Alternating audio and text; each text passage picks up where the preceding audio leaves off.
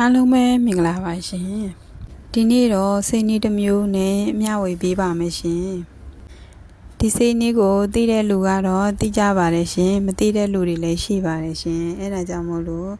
ထပ်ပြီးတော့မျှဝေပေးလိုက်ပါတယ်ရှင်အဲ့ဒါကတော့တခြားမဟုတ်ပါဘူးရှင်နနက်တီမဲ့ပြုတ်ရည်ပဲဖြစ်ပါတယ်ရှင်နနက်တီပြုတ်ရည်ဟာဆိုလို့ရှိရင်ကျန်းမာရေးအတွက်အရန်ကိုမှထောက်ကူဖြစ်ပါတယ်ရှင်နနက်တီပြုတ်ရည်ကိုတောက်ချင်အားဖြင့်ပျောက်ကင်းနိုင်တဲ့ယောဂအများကြီးရှိပါတယ်ရှင်အစစ်အမြင့်ကြိုက်ခဲတာတောင်ရမ်းတာတွေကိုလည်းလျှော့ချပေးပါတယ်စီးရွှင်စေပါတယ်အယိုးနဲ့သွားကိုလည်းတတ်မှစေပါတယ်ခြားသူတွေအတွက်တော့တင့်တော်ပါတယ်ရှင်နနက်တီပြုတ်ရည်ကိုတောက်သုံးဖို့မတင်တဲ့သူတွေလည်းရှိပါတယ်ရှင်အဲ့ဒါကတော့အဆိုင်ယောဂရှိတဲ့လူနဲ့ကိုယ်ဆောင်မျိုးသမီးတွေပဲဖြစ်ပါတယ်ရှင်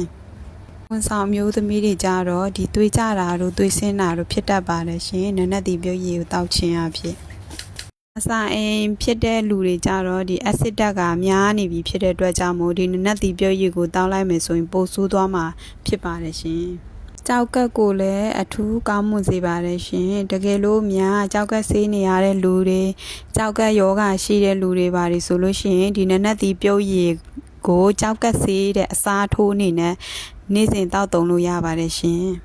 နာကိုမှာဘာယောဂမှမရှိဘူးဆိုလို့ရှိရင်တော့ဒီနနက်တီပြုတ်ရည်ကိုတစ်ပတ်ကို2ကြိမ်တစ်လကို3ကြိမ်အများဆုံးတောက်ပေးရပါမယ်ရှင်မျိုးသမီးတွေဓမ္မတာလာစဉ်မှာဆိုလို့ရှိရင်ဒီနနက်တီပြုတ်ရည်တောက်ခြင်းအပြင်ဓမ္မတာအများကြီးလာပါတယ်ရှင်နနက်တီပြုတ်ရည်ဟာဆိုလို့ရှိရင်အက်ဆစ်ဓာတ်များစွာပါဝင်တာဖြစ်တာမို့လို့နေ့စဉ်တောက်သုံးလို့မသင့်တော်ပါဘူးရှင်နနက်တီကိုအခွန်ခွာထားပါမယ်ရှင်အခွန်ခွာပြီးရင်တော့ပြုတ်အိုးတဲ့ကိုထည့်ပါမယ်ရှင်ပြီးနနက်တီတစ်လုံးလုံးကိုမြုပ်သွားအောင်ရေထည့်ပါမယ်ရှင်ရေထည့်ပြီးသွားပြီဆိုလို့ရှိရင်တော့ဖုံးပြီးတော့မီးဖို့ပေါ်မှာစားတည်ပါမယ်ရှင်နနက်တီပြုတ်အိုးက100%စုပြီးဆိုလို့ရှိရင်တော့ရပါပြီရှင်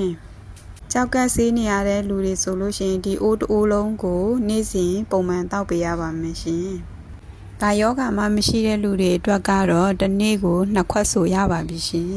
။နနက်တီပြုတ်ရည်ဟာဆိုလို့ရှိရင်အနံ့တင်းတင်းလေးပဲရှိတာဖြစ်လို့တောက်ရတာလည်းရမ်းကိုလွယ်ကူပါတယ်ရှင်။မြမဆေးနီးကိုကိုယ်တိုင်တောက်သုံးပြီးတော့မျှဝေပေးတာဖြစ်လို့ယုံကြည်စိတ်ချစွာတောက်သုံးနိုင်ပါတယ်ရှင်။အားလုံးကိုကျေးဇူးတင်ပါတယ်ရှင်